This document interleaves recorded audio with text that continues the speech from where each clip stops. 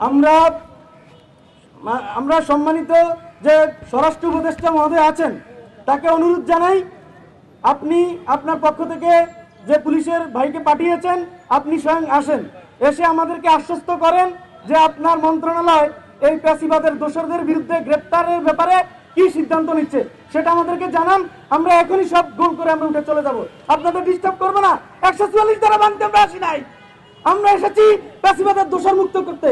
আপনারা যদি শুনে থাকেন দয়া করে এখানে এসে আমাদেরকে আপডেট দেন, আমরা আপডেট নিয়ে এখান থেকে আমরা চলে যাব। এবং একই সাথে এই আমলাদের বিরুদ্ধে কি ব্যবস্থা নেওয়া হচ্ছে সেজন্য যিনি আমাদের উপদেষ্টার দায়িত্বে আছেন তিনিও আসবেন, এসে আমাদেরকে বলবেন যে কবে নাগাদ তাদের বিরুদ্ধে কি ব্যবস্থা নিচ্ছেন। তখন আমরা সবকিছু গুটিয়ে আমরা এখানে থাকবো না, আমরা এখানে থাকতে আসি নাই। কালকে রাত থেকে আমরা নির্ঘুম, এখন পর্যন্ত চোখে আমাদের ঘুম লেগে আছে, ঘুমাইতে পারি নাই। আমরা রৌদ্র, কি পরিমাণ রৌদ্র আপনারা দেখতে পাচ্ছেন, এই রৌদ্রের মধ্যে আমরা বসে আছি। কেন বসে আছি? না খেয়ে আমরা বসে আছি। আপনারা আসেন, এসে আমাদের আশ্বস্ত করেন, কারণ আমরা ভয়ে আছি প্যাসিবাদ ফিরে আসলে এই বাংলাদেশ কাশ্মীরে পরিণত হবে, এটা আমরা হতে দিব না।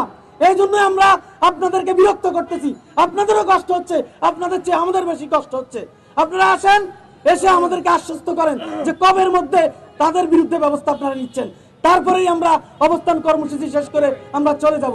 এর বাইরে যদি আপনারা অনুরোধ করেন তাহলে আমরা ভাববো যে আপনারা চান না যে প্যাসিবাদ মুক্ত সচিবালয় প্রতিষ্ঠিত হোক।